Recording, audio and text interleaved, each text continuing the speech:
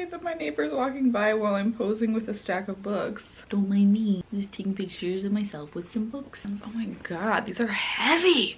Hello, today we are doing a monthly reading wrap-up. So I actually did film a reading wrap-up for September. That never quite made it to my channel because I kind of mentioned in the last video my mental health's been a little funky lately. I didn't quite get around to editing it or finish editing it before I was basically getting ready to film this video. So I figured that I would just include my September reads in this video as well. I did also only read 4 books in September, so I figured it'd just be easy to throw us into the video. And I made a goal of reading 8 books in October. I did manage to read 7. I was so close, but I'm honestly like really proud of that. I think that's the most books I've read in a month all year. I've talked about in my other videos on this channel that I kind of was like in a reading slump, or just like, it's really hard to explain without giving you all the details of my personal life, but basically getting back into reading again and all this kind of stuff. I feel like I am kind of back to it now. It feels really good to have read 7 books, which is crazy actually, because the first 2 weeks of October I was reading 1 book. So I basically read 6 books in like 2 weeks. So we are going to take it back to the beginning of September. Actually, I was planning on wearing this sweatshirt anyways. I just got off of Etsy, which is it's a Divine Rivals. It says through the wardrobe mail carrier. It has the flower here and it says, I think there's a magical link between you and me. And I didn't even realize or think about it when I had this sweatshirt on that the first book I read in September was Divine Rivals. So it's crazy to think that at this point I basically read this book 2 months ago, and I think about this book every single day. To say that this book is a 5-star is such an understatement. Genuinely is my favorite book I've ever read, my favorite book of all time. The second book in this, I think it's going to just be 2 books, so just a duology, but the second book comes out December 26th, and I am going to reread this book before then, probably closer to the release date of the second. I think when I reread it too, I'll probably like annotate it and tab it. I seriously think I'm going to pick a quote or pick some sort of thing to symbolize this book to get it tattooed on me. Like, I'm so super serious. That's how much I love this book. Yeah, I could go on about it for days and I'm just not going to. I realize that I've given no synopsis at all. I've just expressed my love for it. Basically, if you haven't read it, read it.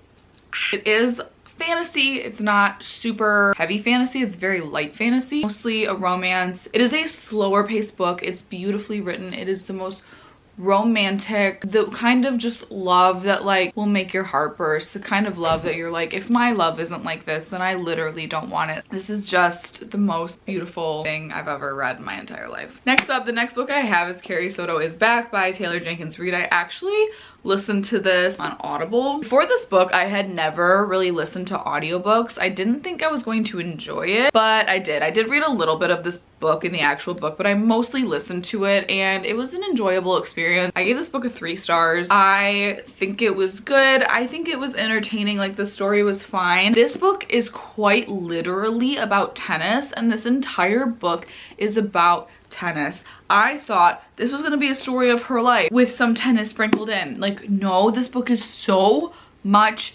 tennis. I know nothing about tennis and I was able to kind of like understand it. I think they explain it in a way that makes it easy to understand, so it doesn't like totally turn me away. I just was in shock at how much this is just like a book about tennis. I thought this book was gonna be about Carrie Soto, but no, this book is literally about tennis. It's so much tennis. I wouldn't say the tennis like ruins the book necessarily, but I just like, I don't know how else to explain this book than to say it's literally about tennis. Like, that's all I have to say about this book. It's fine. I enjoyed it while I was reading it, but like, I will never think about this book ever again. Next, I read Things We Hide from the Light. This is another 3-star for me. Oh my gosh, I feel like I have PTSD from this book. I feel like I read this book for 6 months.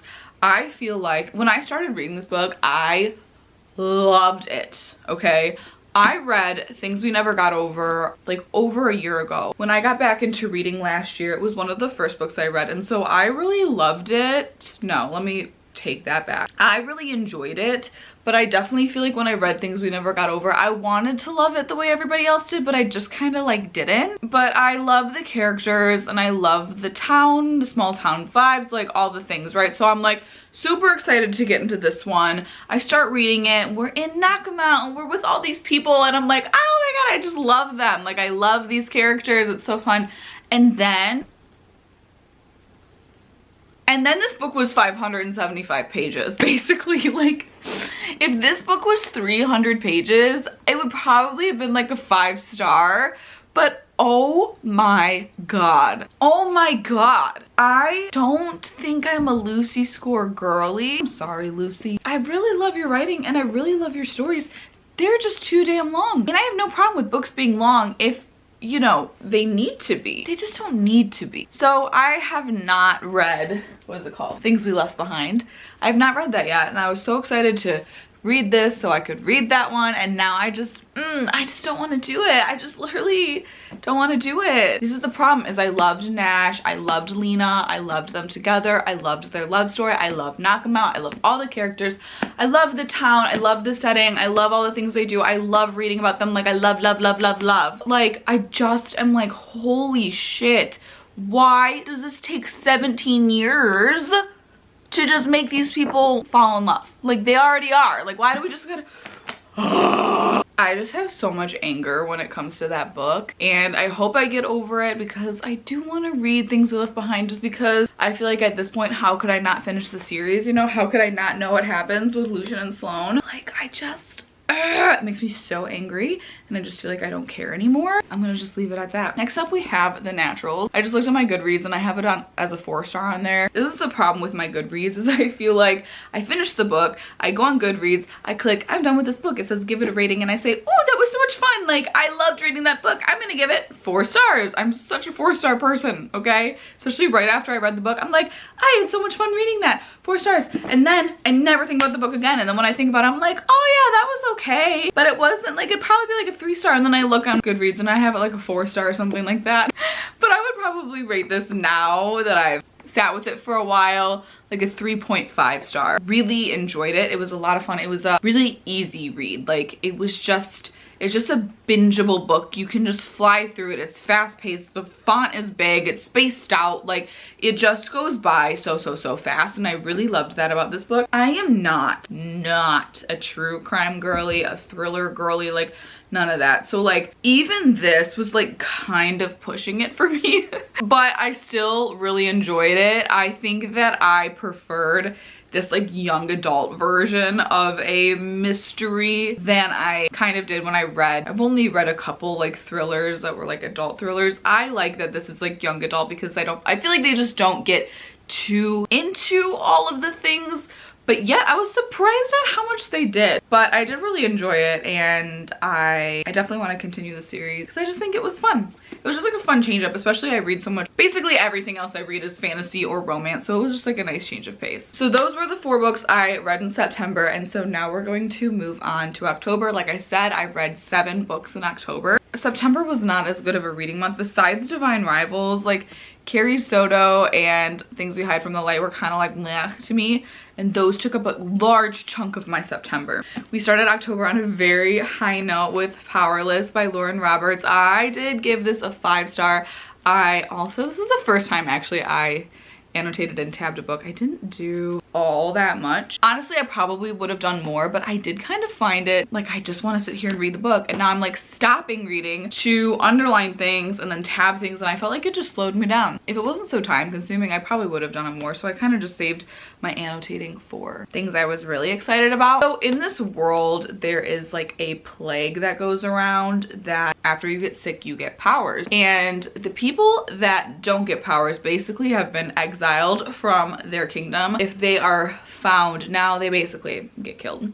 So our main character is Peyton, and she does not have powers, but she basically pretends like she does to survive in this world. There's a dual POV between her and Kai, and Kai is the prince of the kingdom, and Kai is perfect in every way, and I love him. And they basically have these purging trials is what they call it. Basically is like, it's super Hunger Games vibes. These people like all get together and they're like it's kind of just Hunger Game vibes. Instead of just going and fighting to the death, they kind of have like these games that they need to do, but it is super like life and death. Peyton goes to these trials and she is now, for one, fighting people who have powers and she doesn't, and she's trying to play this role that she does, and then also like being around all these people that if they knew what she was would kill her instantly. And so it's just this like very high stakes. Kai is just, I just love him. And I would say 90% of these tabs would be from Kai's chapter, and either what he's thinking about her or saying about her, and the things that he says is just like, I just love him. I love him. Next, Fred the Ex-Hex, just for a fun little Halloween read. I really loved this book.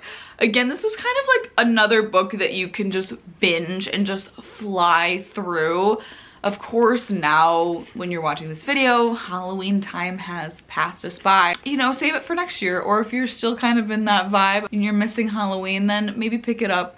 I literally read it in like a 24-hour span. I just totally binged it and it was just super good. I mean, think rom-com, like it was super funny, super just like kind of lighthearted and a good time. But they're witches and there's some magic. It's like a Halloween town, Sabrina the Teenage Witch, if it was a little smutty and funnier. What did I rate this? Like I think I gave this a 4 stars. I said 4.5 stars because that's how I felt after I read it. Seems a little high for a Halloween book. I'll stick with 4 stars. We actually read this for book club with my friends. Even just talking about it again, I was like, I really loved this book. It just like is not something, this is not a book you're gonna like take seriously.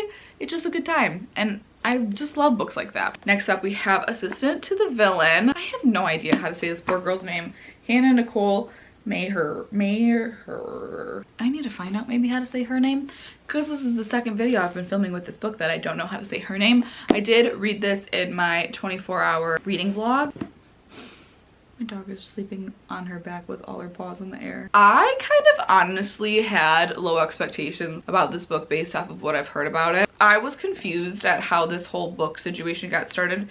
Based off of my research, I'm not really positive, but it seems that the author was kind of doing little skits, like comedy skits on TikTok, pretending like what she would do if she was the assistant to a bad guy in a fantasy book or something like that. I might be a little bit wrong on that, but anyways, I didn't really watch it a ton, but I guess she started to do these skits and then it kind of somehow formed into this book, and here we are. So it's supposed to be a comedy, also a fantasy romance, enemies to lovers. I think this was like inspired by The Office kind of vibe, and I thought that the humor in this book was gonna be stupid, and I thought the story wasn't gonna be good, and there was a lot of things that I thought about this book based on the reviews, but I wanted to know about it, and I was like, listen, I love The Office. I love stupid humor. I think I could handle that, and I was just like curious as to what that would be like in a book, and I don't really think it was that at all. I actually liked this book a lot more than I thought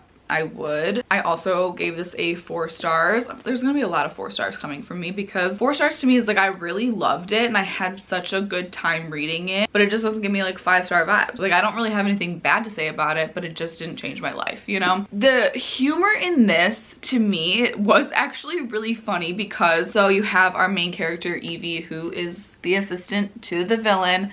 There's a villain in their town that they just call the villain, and nobody really knows who he is, but everybody's afraid of him and thinks he's a bad guy and all the things. So he has all these employees that work for him and help him out, and they run into each other, and she's looking for a job and he's like, yeah, you want to be my assistant? Cool, come be my assistant. So it's hilarious because he's supposed to be this really tough, scary guy, and she is a total ditz around him, like will trip and fall and say things without thinking that like if you were actually talking to a guy who was a really bad, scary guy, you probably wouldn't say to him. The way he would react to it was just hilarious because he obviously wasn't used to people just like being like that to him. Her and her coworkers and even her and the villain, it's like whenever they would talk to each other, it was very sarcastic or yeah, like if they would ever ask each other a question, like it would be a total sarcastic answer, and just things like that about it that were like very funny. And while it was like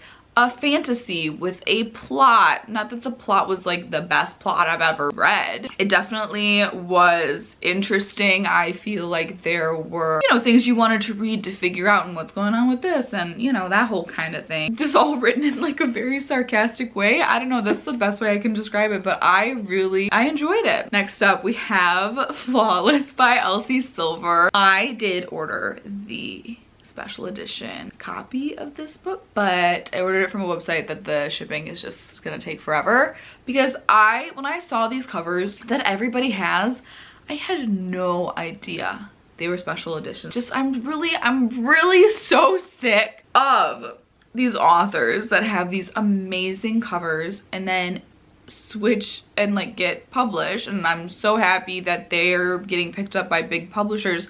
Why are these big publishers ruining these beautiful covers that are like iconic? And I mean, I know I've already talked about this with the Magnolia Park. Like, I feel like those covers are iconic, and I feel like the Chestnut Springs, what they're calling now the special edition covers, are iconic. Like, this is like, these are the covers we started to see when Chestnut Springs became so huge, and Chestnut Springs is so huge. Anyways, I don't know, I was probably just like shut up about that, but I was still able to get all of the other books like on Amazon, a special edition, except for Flawless. So I scoured the internet and I found it and I ordered it, and I don't have it yet, but I will, because it was just really important to me. Also, I started to read Flawless 3 separate times. This was my 3rd time attempting to read this book. And I also talked about this and read this book in my 24-hour reading vlog. It just like the vibe was like never hitting for me before. And this time when I read it, the vibe was hitting and I freaking loved it. I also gave this 4 stars. Just again, flew through this book, had such a good time. It is about Rhett, who is a bull rider, and Summer, who is Rhett's manager's daughter. Rhett's basically being a pain in the bum, and so they send Summer to basically babysit him. So she goes back to his hometown with him, hanging out on their ranch, quite literally babysitting him and helping him kind of like revamp his image after saying some dumb things. And it was so good. Chestnut Springs series is spicier than I thought, which is not a problem for me at all. I just didn't think anybody really described it as like spicy, and when I was reading it I was like, this is naughty, but I love it though, you know? But like, these men in the Chestnut Springs series are built different. So as soon as I finished Flawless, I had to immediately jump into Heartless, because I was so instantly, when I started reading Flawless, I was like, I understand the hype now. And I am also going to be fully addicted to this series. So Heartless is about Rhett's brother, Cade, and Summer's best friend, Willa. Cade is a single dad who needs a nanny, and Summer's like, hey, I have a friend who can be your nanny. First of all, I would like to say that Cade's son, Luke, is so freaking amazing in this book. I feel like a lot of times people tend to talk about how they don't love children in books. Every scene with Luke is either hilarious or so adorable and heartwarming. He was just like such a great addition to this book, I feel like, and I don't know, I just loved it. I loved this book so much. I loved the single dad with the nanny vibe. I love this series. I give this one a 4.5 stars because I liked it better than Flawless. Then I had no self-control. I had to go into Powerless, okay, because I was like, listen, I probably shouldn't read the entire series back to back. Like, read something else, Morgan. Then I was like, okay, well, let me see who the next book is about. And then I saw it was about Jasper, who's a hockey player. And it was a childhood friends to lovers. There was no resisting it for me once I learned that. I think I ended up loving this book the most so far, especially because I felt like I related to it so much.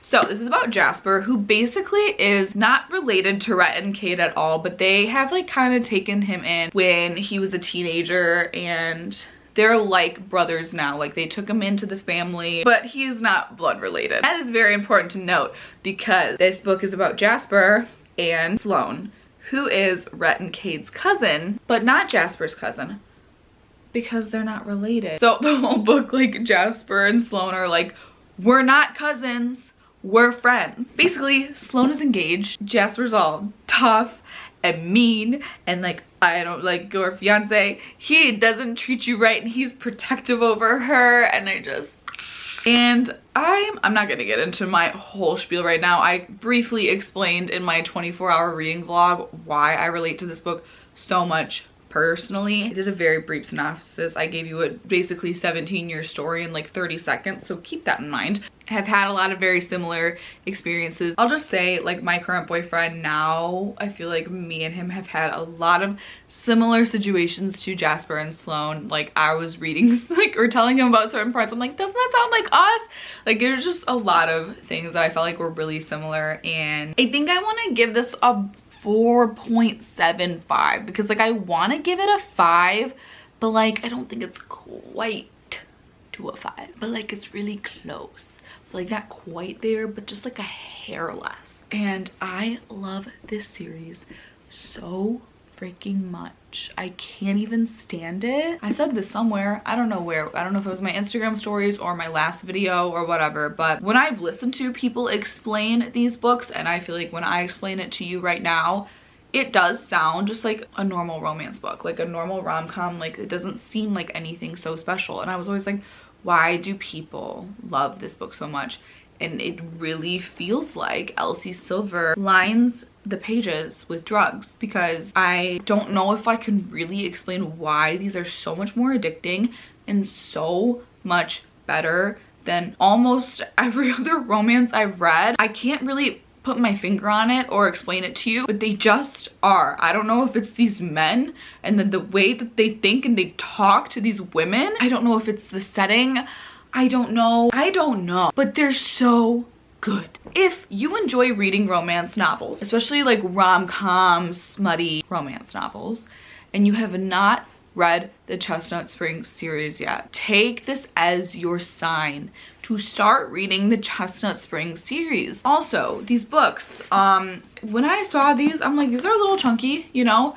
The font on them is so big and so spaced out, and I actually read them on my Kindle because they're also on Kindle Unlimited, and each book took about 4 or 5 hours to read. Like, you will fly through these books. I mean, of course, everybody reads at a different speed, but that's just the speed in which I read, and I don't feel like I'm a crazy fast reader. They just are bingeable. You fly through them. They're so good. They're so good. The last book I read this month was Caraval. Now, I, of course, have been super influenced to read the Once Upon a Broken Heart trilogy. When I started hearing about that trilogy, I knew, based off of, you know, the people that talked about it, that it was set in the same world as the Caraval trilogy, that you didn't necessarily need to read Caraval before reading Once Upon a Broken Heart. My understanding of it is that you would kind of understand the world in Once Upon a Broken Heart better, or just maybe understand the backstory more, or understand it in a deeper level, because the Caraval trilogy does come before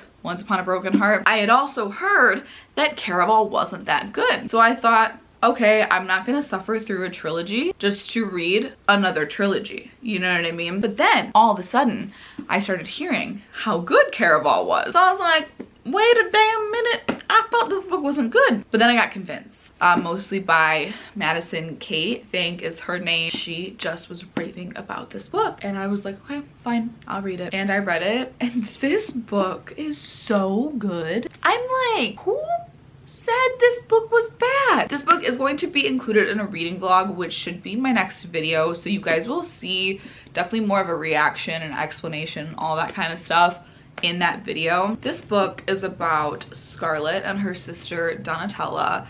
They basically grow up just in a crappy situation. Scarlett's insanely protective over Donatella, and she starts writing letters to the master of Caraval. They call him Legend, and she writes him, I don't know, for like 7 years or something like that before he finally writes back. She just wants to go to Caraval and experience the magic. Caraval, I feel like other people have explained it as a carnival that's like magic. I don't think it's super carnival vibes, but it is like a game. Almost like an escape room, I might say. Like, I feel like that's almost like a better way to describe it. Like, there's clues and you're trying to figure these things out, and once you figure the thing out or find the thing that you're looking for, then the game ends and you can leave. So I feel like that's actually the first time I thought of that. I feel like an escape room is a better like way to describe it, except for like it's not a room, it's a whole freaking like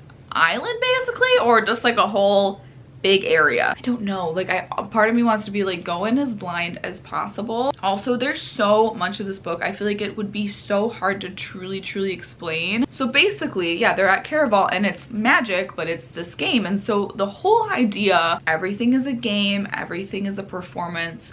Don't believe anything you see. Like, you never know if something's real or not. Also, like, everybody who's playing is kind of trying to, like, you know, find out secrets from other people. So they're lying to find out information and things like that. So literally the entire book, you don't know what's real. You don't know what's an act. You don't know who to trust. Everything that happened because I kept being like, I literally have no idea what's going on. And not in the sense that I didn't understand it. Like, I understood everything that was happening. I was just like, but is that real? But like, now I'm falling in love with this character. Do we trust them? We're meeting this character. Do we trust them? Now, this thing happens. Did that really happen? This is the whole book. You're questioning everything you read. And it just was so good, and it made for a really wild ride and a really great ending. This is a trilogy. I did already buy the next 2 books, and I am most definitely going to read the rest of this trilogy now that I've read this book. Of course, I don't know what the rest of the trilogy entails, but I feel like if it's as close to being as good as this book, I don't understand why you wouldn't read this before reading Once Upon a Broken Heart. I don't know, I'm just like really excited, and I just feel like I'm going to understand this whole world a lot more, and reading this just makes me even more excited to read Once Upon a Broken Heart, because now I'm like, I love the way that Stephanie Garber writes. I was really sitting on my rating yesterday when I finished it. I think I'm gonna give it a 4.25. I feel like the last section of the book was like a 5-star to me. The beginning part wasn't, just because I didn't know what was going on. So that is all the books I've read in the past 2 months. Of course, if you've read any of these books, comment down below and tell me what you think, or if you want to read these books. I feel like, especially October, I feel like was such a good reading month to me. Like, I feel like I just read so many good books, and I feel just so excited. I mean, I'm always excited about reading, but just like reading these amazing books back to back to back just was, I haven't felt that way while reading in a really long time. So to have those feelings again, and consistently for a while, books were kind of like hit or miss, and I just feel like it's been hit, and I just feel so excited about reading. So also, I wanted to say that I was debating on doing a November TBR, but I just don't think that I'm going to. I think I'm just gonna go with the vibes this month. I did my end of year TBR, books that I want to read this year. So I'm kind of gonna go by that. I just feel like I'm in a good place with reading again, and I don't want to ruin it by trying to stick to reading certain books even if I'm not in the mood.